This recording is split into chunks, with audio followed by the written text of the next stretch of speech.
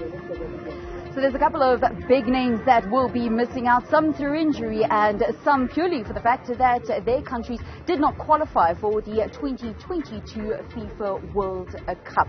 Joining me now is a former Orlando Pirates player, footballing legend, Phumudzo Manenzhe. A very good evening. Welcome to Newzroom Afrika. Have you gotten over the pain of the weekend? Yeah, I think I went to watch some rugby on Sunday. I went to watch the Bulls and the Sharks just to ease that pain. I think now I'm back to normal now. I'm looking forward to the final in KZN, Orlando Pirates versus Amazulu. Okay, let's actually speak then about the MTN8 final, going to be at Moses Mabhida, but Moses is one of those places where nobody really has a home ground advantage, even if they are from KZN, because often the teams from the Highveld do very, very well there. I think you're looking at an Amazulu coach, Coach Falls, that won his first game since arriving in South Africa. He will be high in confidence now. He will be backed up by the result that he got over the weekend. But I did a little check at the stats. I saw that Amazulu and Pirates, Amazulu has not managed to beat Pirates in the last 16 games. The last time they beat Orlando Pirates, Amazulu, was in 2013 in August. So Orlando Pirates can rely on the history and the stats to say it favors them. But in a big final like this, you want big match temperament. Players that will be able to handle the pressure. Emotional intelligence will be the ones that will lift the trophy. Already Amazulu have done well because they've actually just gotten through to the final, a place that the club have never been to when it comes to the MTN8 competition. But let's just focus now to the World Cup, because that's what it's all about tonight. A blue carpet leading us into what's going to be a fantastic event. I know that you're going to be on the panel discussion a little bit later on. If I have to ask you who your favourites are for the World Cup without having seen the first pool game, who is it? I think obviously the defending champions, which will be France, but I'm a little bit concerned now because you're looking at Paul Pogba is injured, N'Golo Kante in midfield is injured, Varane, we're not 100% sure if he's going to be available. There will be a lot of weight on Mbappe, but looking at the season that he has had so far, 17 games that he has played in all competition, 17 goals that he has scored, 5 assists. So he will be able to take the pressure. Is he still young to be able to be given all this pressure? I think he has matured with the game and he will be able to handle this pressure. You speak about star players. What about Lionel Messi? He seems to have been given a new lease on life, and he just seems to have been revived in a way that we haven't seen at PSG. What do you make of his chances? Because every single World Cup over the last 2 editions have all been about Lionel Messi and whether he can actually finally win a World Cup and be called one of the greats of the game. I think there's no doubt about Lionel Messi being one of the greatest in the game. He has been unbelievable at club level. The only thing that will be missing will be a World Cup medal to really cement his place alongside the Peles, the Maradonas of this world. And this World Cup actually gives him his last opportunity to really play at a World Cup and do well with his team.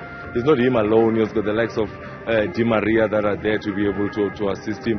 So there's a whole lot of stars for Argentina going into this World Cup. But I'm also excited about the African continent. We've got 5 teams that we are sending to the World Cup. I think my money will be on the African champions, which is Senegal. Sadio Mane will be the star of the show. I see them going far in this tournament. I see Senegal going all the way, even to the quarterfinals, because they are our reigning champions. They've got a coach who's a former player, a coach that understands the culture of African football, and that's why France won the World Cup. Their coach had won the World Cup before, and he brought on all that experience into the World Cup, and that's why France ended up winning the World Cup the last time out. It would be history if an African nation actually make it to the semi-final stage. Every time we go to a World Cup, the same debate happens. Why can an African team with all their fantastic players never make it to the semi-finals or to the final? What has been the main hindrance? I think the problem has always been the admin side of things. African teams negotiating bonuses on the eve of the first game, African players negotiating bonuses the night before the big game that will start. I think if they can sort that out as early as possible, we are looking for African teams that are going to do well. You look at Ghana, they've got the Ayew brothers. You look at Ghana, they've got Partey, who's doing well with Arsenal, who are sitting on top of the table now in England. So there's a lot of excitement around teams that are going to the World Cup from Africa. Who else would you back from an African perspective. I mean, we don't have Nigeria there. Most people, that is their first choice African team. We don't have Egypt there. So we have also got a different kind of an African contingent that's going to be representing the continent in Qatar.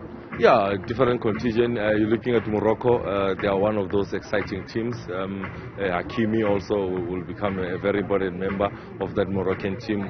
The best fullback at right back in the world at the moment, and he's one of those that is going to represent the African continent. He's playing with these superstars now, the likes of Mbappe, the likes of Messi, the likes of Neymar. He's playing with them at club level at PSG. So he's one of those that I'm looking forward to.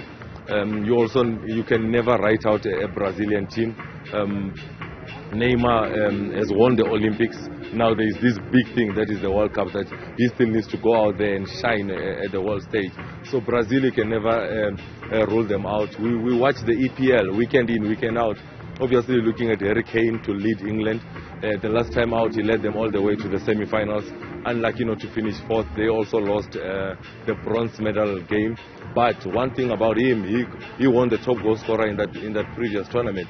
So a lot of pressure will be on him to really lift this England team and really take them far. Foden has been amazing for Manchester City. He's one of those young players that I'm looking forward to watching at this World Cup. Former player and a footballing mind, Phumudzo Manenzhe, thank you very much for your time on Newzroom Afrika. So I just took a quick look at what some of the early bookies' bets are, and they have it, the 5 times champions Brazil as the favourites, the defending champions France, albeit they've got a lot of injuries that their coach Didier Deschamps is having to navigate just going into the tournament. And then their third favourite is Lionel Messi's Argentina.